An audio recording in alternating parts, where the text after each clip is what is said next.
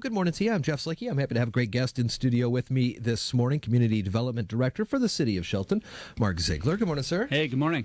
It is time for comp plan updates. That's and all right. that stuff here. Yeah. So talk to us a little bit about this and what we can do as a community and the citizens to engage ourselves and get involved in this thing. Yeah, that's what you want, right? That's an important part of this. Absolutely. We want the community to become engaged. I guess first and foremost, I'll announce a meeting next Monday, 5 o'clock at the Civic Center. Gives the community an opportunity to come in, learn a little bit more about the comp plan, the proposed comp plan revision, and comment at that time. And then we are taking comments through March 6th. So somebody can review the comp plan on the city's website, provide us comments all the way up through March 6th. And then we kind of start the formal process in front of the city commission. What are some of the things in the past that people have commented on, and have those comments been taken into account and then updated? Always, yeah. We always take them into account. I mean, sometimes it's as simple as answering the question. If somebody says, how are you going to provide utility services to the UGA in this area? If it's Shelton Hills or, north side of town, south side of town, whatever that might be, how are you going to provide utility services? How is that described in the comp plan? And we can simply tell them how that is spelled out in the comp plan, but also how that might take place. It doesn't necessarily mean the city's going to run a mile of sewer line so somebody can build a house out there. It means that there's options of doing that, whether it's a developer or grant funded or the city funds it or whatever that might be.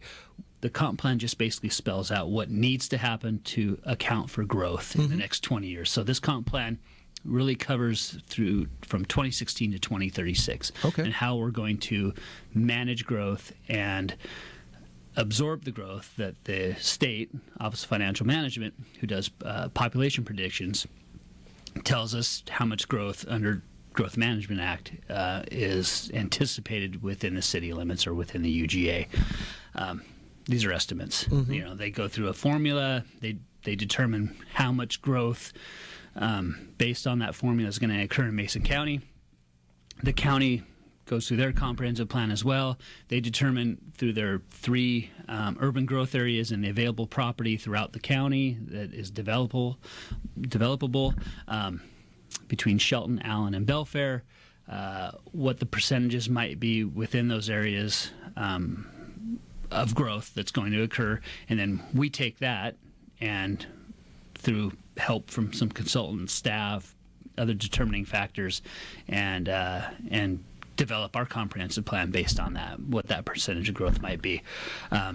There's a couple other things in there like expansion of the UGA or new properties that might be included in the UGA. We've got 2 proposals. We have a petition from Green Diamond Resource Company to include 325 acres just south of the Shelton Hills development called Goldsboro Heights that would be included in the UGA in this comp plan. And then we have about 600 acres out just northwest of the port property that we've been working on for a number of years that would be included in the UGA for light industrial, commercial development as well as kind of an economic center, job center out there. So it's a place where a large company, whatever it might be, it could be tourism, could be hotel, something like that, because near the racetrack, could buy property, develop that property. They have city utility services out there. There's water and sewer out there, so it's much more amenable to development for these types of entities. But really needs to be in the UGA to be able to utilize those services. We had projected some pretty good growth in Shelton and Mason County probably about 10 years ago, and then we had that big recession, and it really hit a lot of folks hard. Do you guys now take that into account so you don't start going ahead with massive plans that could be impacted by something if something else happens again? Certainly, yeah. I think in the determining factors in projecting the population growth, we actually take history. You take where you're at now and what the available property, it's infill lots as well, and how those are going to grow. So those are factored in. You factor in the properties that are undeveloped at this point. So all those considerations are taken into account when these projections are made. Now, realistically, dealing with the consultant that we're working with that has dealt with a number of entities throughout the state of Washington, most communities don't reach their projections, don't reach their population projections, just not what it is. Yeah. Larger cities do. Seattle, Tacoma, Bellevue, they really do reach their projections. They have a lot of growth a lot of the time. But really the only option is, besides taking OFM's projections, is going out and the city doing its own census and paying somebody to do a census within the city, get our own population, do our own figures, and it really isn't feasible for us to do that. Really, I don't know many communities that do that. Yeah. So we take OFM's considerations, and it really doesn't put the city behind a ball. We're not making decisions based on those projections. We're making decisions based on the actual development that's going to occur. So when a developer builder comes to the city of Shelton and wants to build, develop, subdivision, whatever that might be, that's when that infrastructure is put in place, or that's when the negotiations take place with that developer to see what's needed to provide the infrastructure. As part of this as well, some of the additional water lines that have gone out kind of towards the sheriff's department down Dayton Airport Road and things like that, the hookups for the city? Or? Not really. The comp plan isn't that specific. Okay.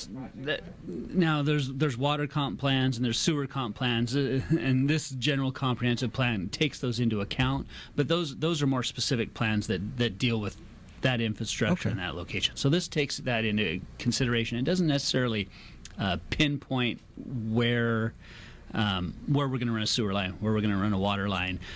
It more likely pinpoints or generalizes areas within the city now, city limits now, or the urban growth area, where those facilities or that infrastructure might need to be put in to accommodate that growth. But it doesn't necessarily say, we're going to go down this street or create this street and then put sewer in here. It's not that specific. That specific information will come down the line with codes, ordinances, and processes, whether it's a public utility district or a developer's agreement with a developer down the road when we have specific information based on that development.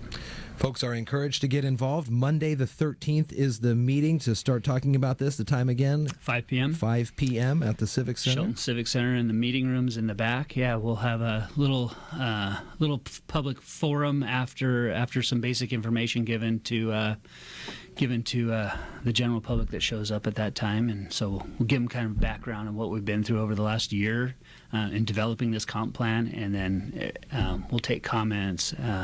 Get those packaged together, and those will be included in the briefings and the public hearings with the City Commission. It's a lot of hard work that is put into these, and it's important that folks are aware of what's going on. Mark Ziegler, Community Development Director for the City of Shelton.